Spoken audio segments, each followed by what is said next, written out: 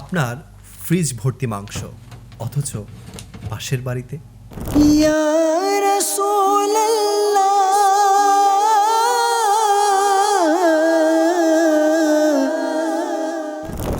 ঈদের সকালে আপনি কি করলেন?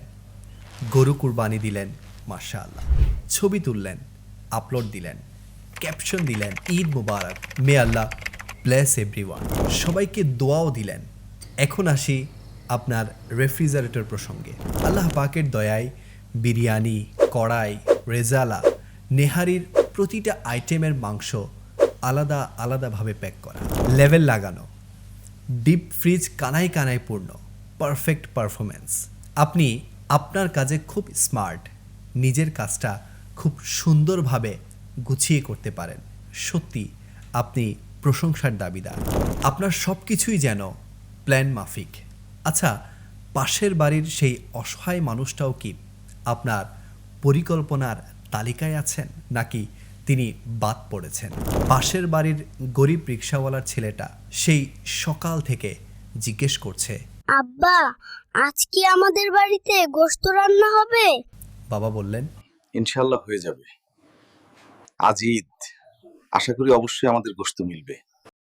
বাবা জানেন না আদৌ হবে কিনা, কেননা তিনি তো প্রতীক্ষায় রয়েছেন আপনার দরজার দিকে তাকিয়ে।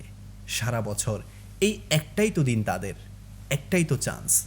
দর্শকবৃন্দ, ইসলাম কুরবানির মাংস বন্টনের সুন্দর একটি পদ্ধতি আমাদেরকে বলে দিয়েছে। কুরবানির মাংস 3 ভাগে ভাগ করতে হবে। 1 ভাগ নিজের জন্য, 1 ভাগ আত্মীয় স্বজন ও বন্ধু বান্ধবের জন্য, আরেক ভাগ গরিবদের জন্য। এটা কেবল কোনো সাজেশন নয়, এতেই লুকিয়ে রয়েছে কুরবানির প্রকৃত সার্থকতা। কিন্তু আমরা কি করি? নিজের জন্য রাখি সফট পিস, বোনলেস, বেস্ট কাট। গরিবের জন্য রাখি হাড়, চর্বি আর বাকি যা থাকে। দিন শেষে স্বস্তির নিঃশ্বাস ফেলে মনে মনে ভাবি, আলহামদুলিল্লাহ, কুরবানি দিলাম। জি হ্যাঁ, আপনি দিয়েছেন, কিন্তু কি দিয়েছেন? নবী করিম সাল্লাল্লাহু আলাইহি ওয়াসাল্লাম ইরশাদ করেন, তুমি ততক্ষণ পর্যন্ত পূর্ণ মুমিন হতে পারবে না যতক্ষণ না তুমি তোমার ভাইয়ের জন্য সেটাই চাইবে যা তুমি তোমার নিজের জন্য চাও। আপনি নিজের জন্য বোনলেস চান, অথচ নিজ মুসলমান ভাইয়ের জন্য পাঠালেন হাড়যুক্ত মাংস। হিসেবটা কি মেলাতে পারছেন? দুনিয়ায় যে নিজের হিসেব নিজেই মিলিয়ে নিতে সক্ষম হবে, কিয়ামতের দিন তার হিসেব সহজ হবে। দর্শক, আসুন এবার ঈদে শুধু এই একটি কাজ অন্তত করি। যখন মাংস বন্টন করব, নিজের ভাগে যা রাখি পাশের বাড়িতেও যেন সেটাই পাঠাই।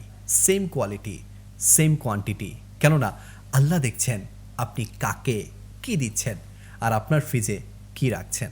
আল্লাহ পাক আমাদের সকলকে ইসলামকে বোঝার এবং অন্যের হক আদায়ে সচেষ্ট হওয়ার তৌফিক দান করুক।